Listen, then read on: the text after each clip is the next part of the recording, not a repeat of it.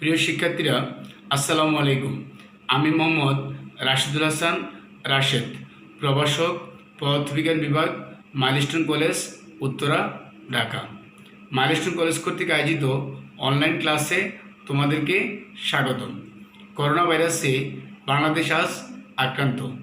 এই ভাইরাস থেকে মুক্তি পেতে হলে তোমাদেরকে সামাজিক দূরত্ব বজায় রাখতে হবে।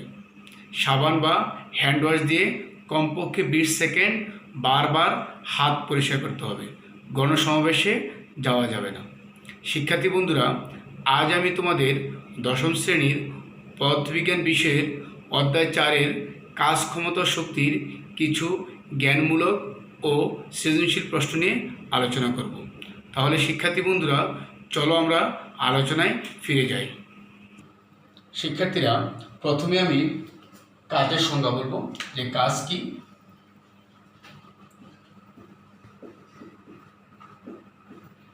কাজ বলতে বোঝায় কোনো বস্তুর উপর বল প্রয়োগ করলে যদি বলের দিকে বস্তুটির সরণ ঘটে তাহলে বল ও সরণের গুণফলকে কাজ বলে।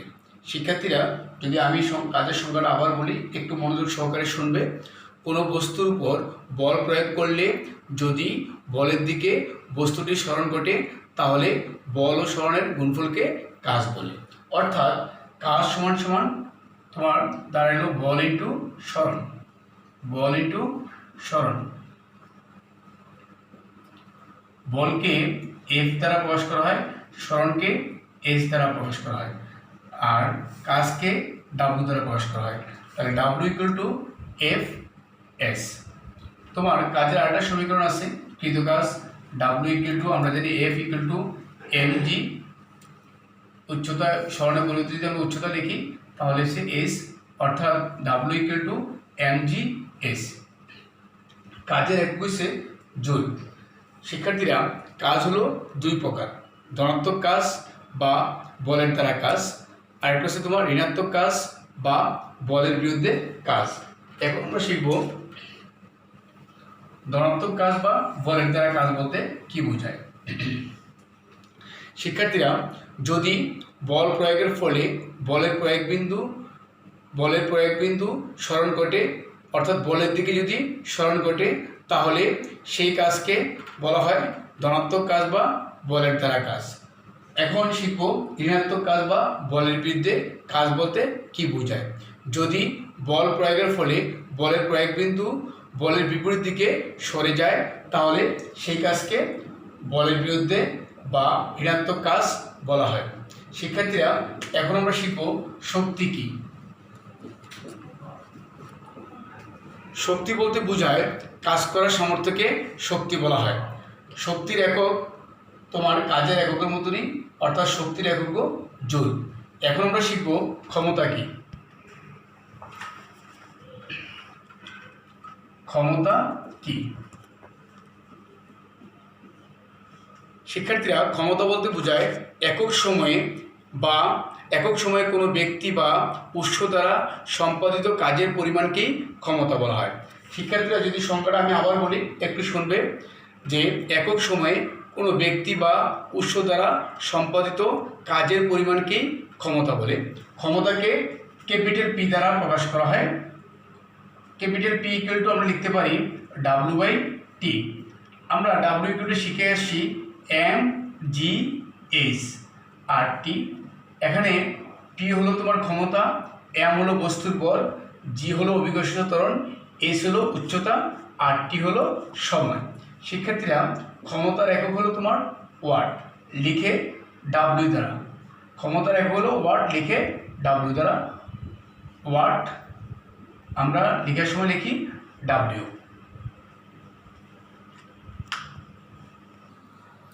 শিক্ষার্থীরা, এখানে একটা ক্রিয়েটিভ প্রশ্ন লেখা আছে, দেখো।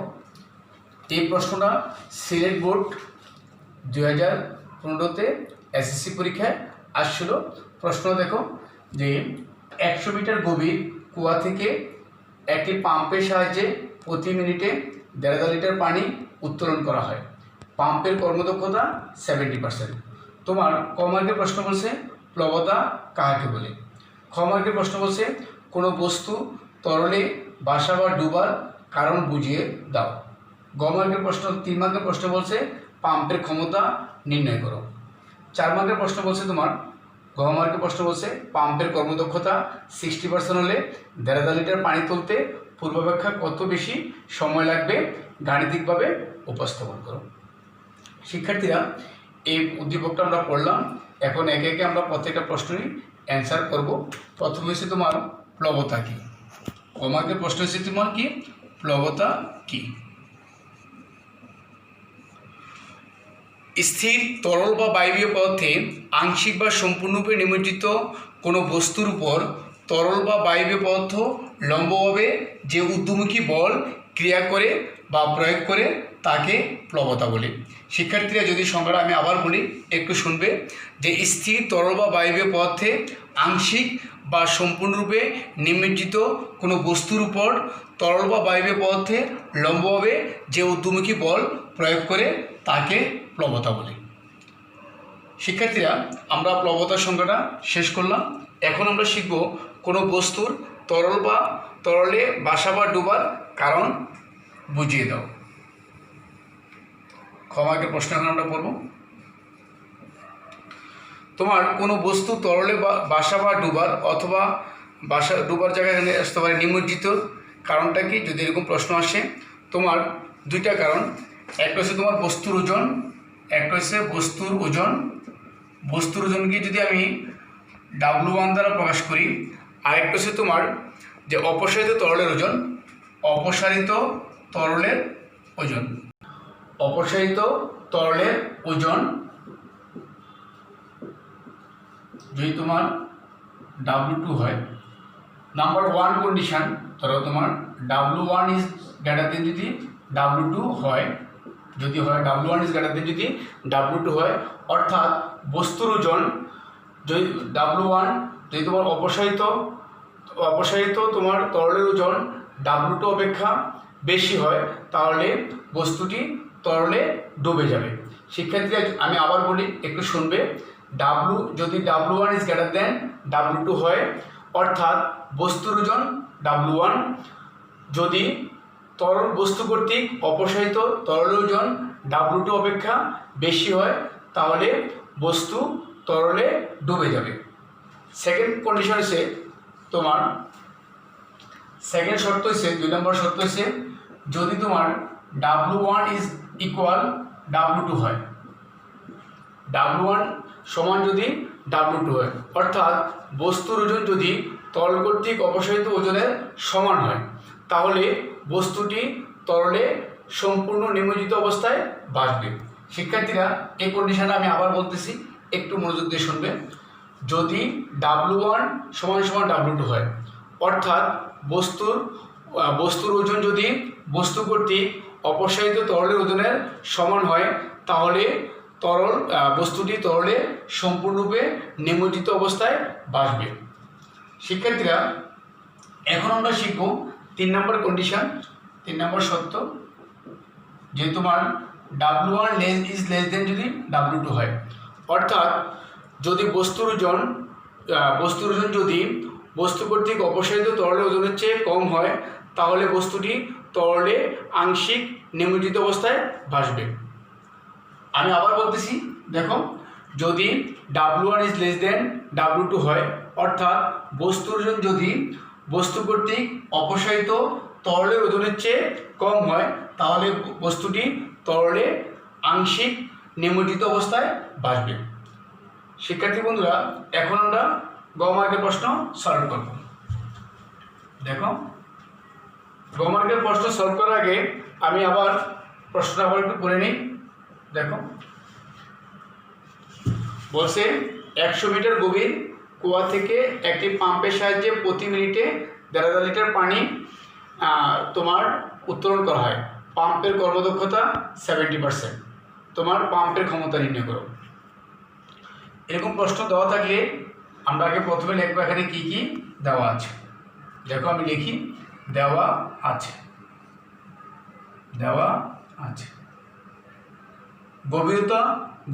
গভীরতা তোমার প্রকাশ করা হয় H দ্বারা, H = 100 মিটার। তারপরে তোমার প্রতি মিনিটে সময় টি ইকুয়াল দেওয়া আছে 1 minute, this is 60 second.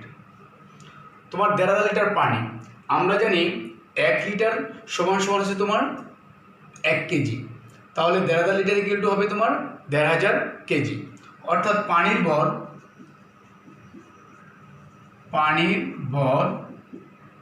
m equal to দেখতে পারি আমরা কত, 1,500 কেজি। পাম্পের কর্মদক্ষতা অর্থাৎ ইটা ইকুয়াল টু দেওয়া আছে কর্মদক্ষতা, এটা ইকুয়াল টু দেওয়া আছে তোমার 70%। তাহলে পাম্পের ক্ষমতা অর্থাৎ পি ইনপুট আমরা নির্ণয় করব, P input equal to watt. শিক্ষার্থীরা আমরা এরকম একটা সূত্র শিখছি এ অধ্যায়ের, যে আমরা জানি তোমার যে eta equal P output by P input into 100%। তাহলে দেখো এখানে পি ইনপুট নির্ণয় করতে হবে। তাহলে যদি আমরা পি ইনপুট নির্ণয় করতে চাই, আমাদের ইটার মান দেওয়া আছে, তাহলে আমাদেরকে আগে পি আউটপুট নির্ণয় করতে হবে। অর্থাৎ আমরা জানি সূত্র পি আউটপুট ইকুয়াল টু, দেখো এটা একটা সূত্র শিখে আসছি আমরা, যে P output equal M G H by T. তাহলে এখানে আমাদের জিটা লাগবে, জি হচ্ছে তোমার অভিকর্ষজ ত্বরণ, তাহলে আমি লিখতে পারি যে অভিকর্ষজ ত্বরণ G equal 9.8 metre per second square. দেখো আমরা এম এর মান বসাবো 1,500 লিটার, 1,500 কেজি, ইন্টু জি এর মান বসাবো 9.8, উচ্চতা বসাবো 100, সময় টি আছে প্রতি মিনিট, মানে তোমার আমরা লিখছি 60 সেকেন্ড, 60 সেকেন্ড লিখবো। এখন তুমি এটা যখন ক্যালকুলেশন করবে তখন এই মানটা তুমি পাবে, তুমি ক্যালকুলেটর চাপ দিলে এই মানটা তুমি পাবে 24,500। তাহলে ক্ষমতার একক ওয়াট, আমরা ওয়াট লিখলাম, তাহলে পি আউটপুট পেলাম কিন্তু আমরা 24,500। শিক্ষার্থীরা এখন আমরা এই জায়গায় পি আউটপুট বসাবো, ইটার মান বসাবো, পি ইনপুট নির্ণয় করবো। তাহলে আমরা মানটা মনে রাখবো একটু, যে মানটা পি আউটপুট ছিল 24,500। দেখো এটা ছিল তোমার 70% equal P output 24,500, P input নির্ণয় করবো, ইনটু হচ্ছে তোমার কত 100%। তোমার 70% বলতে বোঝায় 0.7 ইকুয়াল তোমার 24,500 পি ইনপুট, আর তোমার এটা কাটা চলে যাবে 100 আর 1/500, মানে 1/100 চলে যাবে। এখন আমরা নির্ণয় করবো পি ইনপুট, তাহলে পি ইনপুটকে আমরা বাম পাশে নিয়ে আসবো, তাহলে তোমার 24,500 আর তোমার 0.7 নিচে হবে। এটা যখন তুমি ক্যালকুলেশন করবে তখন এই মানটা পাবে 35,000। তাহলে ক্ষমতার একক যেহেতু ওয়াট, তাহলে আমি ওয়াট লিখলাম। তাহলে শিক্ষার্থীরা আমাদের যে প্রশ্নে পাম্পের ক্ষমতা চেয়েছে, আমরা পাম্পের ক্ষমতা জায়গায় লিখছিলাম পি ইনপুট ইকুয়াল টু আমরা পেলাম কত 35,000 ওয়াট। তাহলে এটা অ্যান্সার হয়ে গেল। শিক্ষার্থীরা এখন আমরা এই যে গমার্কের প্রশ্ন, অর্থাৎ পাম্পের কর্মদক্ষতা 60% হলে 1.5 লিটার পানি তুলতে পূর্বাপেক্ষা কত বেশি সময় লাগবে গাণিতিকভাবে ব্যাখ্যা করো বা উপস্থাপন করো। এটা আমরা এখন সমাধান করব। দেখো তাহলে আমরা তো উদ্দীপক এখানে দেওয়া আছে, আমি আবার উদ্দীপকটা একটু পড়ে তোমাদেরকে শোনাচ্ছি, যে 100 মিটার গভীর কুয়া থেকে একটি পাম্পের সাহায্যে প্রতি মিনিটে 1.5 লিটার পানি তুলতে পারে, আর পাম্পের কর্মদক্ষতা তোমার 70%। এখন আমাদের পাম্পের কর্মদক্ষতা হচ্ছে 60%, সেম পানি তোমার কর্মদক্ষতা কমে গেছে, পানি সেম আছে, তাহলে আগে লাগতো প্রতি মিনিটে মানে 60 সেকেন্ডে, এখন মানে আগের তুলনায় কত বেশি সময় লাগবে সেটা আমরা নির্ণয় করব। তাহলে শিক্ষার্থী বন্ধুরা তোমরা একটা মানে গ মার্কের প্রশ্ন দেখছো, যে পি ইনপুট ছিল, আমরা লিখতে পারি গ হতে পাই গ হতে পাই যে পি ইনপুট পেয়েছিলাম তোমার 35,000 ওয়াট। তাহলে এখন আমাদের আবার সময় নির্ণয় করতে হবে। তো সময় এখানে তোমার দেওয়া আছে পাম্পের কর্মদক্ষতা, এই প্রশ্নে দেওয়া আছে কর্মদক্ষতা ইটা ইকুয়াল বা ইটা 1 লিখতে পারো, ইটা ইকুয়াল 60%। এখন আমাদের প্রথম কাজ হচ্ছে এই পি ইনপুট থেকে আর এই কর্মদক্ষতা থেকে আমরা এখান থেকে পি আউটপুটটা নির্ণয় করা, পি আউটপুট নির্ণয় করা।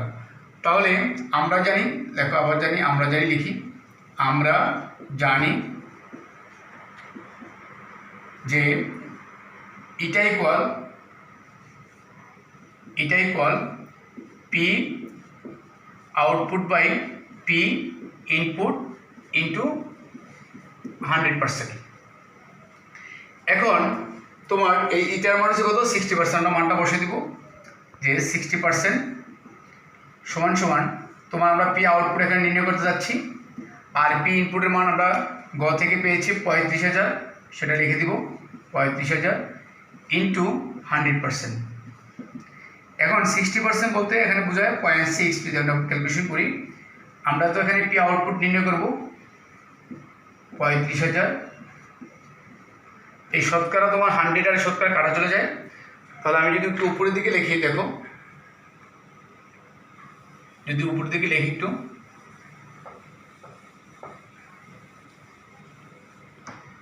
যে আমি যার মান বাই করতে যাচ্ছি, আমি বাই করতে যাচ্ছি তোমার কার মান, এখানে পি আউটপুটের মান। তাহলে আমি লিখব পি আউটপুট ইকুয়াল যে তোমার 35,000 গুণ 0.6, বা পি আউটপুট ইকুয়াল, এটা তুমি যখন ক্যালকুলেটারে ক্যালকুলেশন করবে মানটা তুমি পাবে 21,000 ওয়াট, 21,000 ওয়াট। শিক্ষার্থীরা এখন আমি পি আউটপুট পেয়ে গেলাম। তোমরা একটা সূত্র জানো যে পি আউটপুট বা P equal mgs by T. দেখো আমি ওখান থেকে টি এর মানটা বের করব। যা আবার লিখো, আমরা জানি যে P output equal mgs by তোমার টি, বা টি এর ব্যাপারে লিখতে যাচ্ছি, টি ইকুয়াল টু লিখবে mgs বাই পি আউটপুট সমান তোমার এম এর মান আছে 1,500 কেজি ইন্টু জি হচ্ছে তোমার 9.8, উচ্চতা 100, আর তোমার পি আউটপুট হচ্ছে তোমার আমরা পেয়েছি এখানে 21,000। এটা যখন তুমি ক্যালকুলেটারে ক্যালকুলেশন করবে মানটা পাবে 70, যেহেতু সময় একক সেকেন্ড তাই লিখলাম সেকেন্ড। এখন আমার প্রশ্ন বলছে যে পূর্বাপেক্ষা কত বেশি সময় লাগবে। আমি বর্তমানে পেয়েছি 70 সেকেন্ড, আগে লাগতো 60 সেকেন্ড, তাহলে বেশি লাগবে তোমার, আমি বিয়োগ করে দিব, অর্থাৎ 10 সেকেন্ড বেশি লাগবে। তাহলে আমি লিখতে পারি ভাবে যে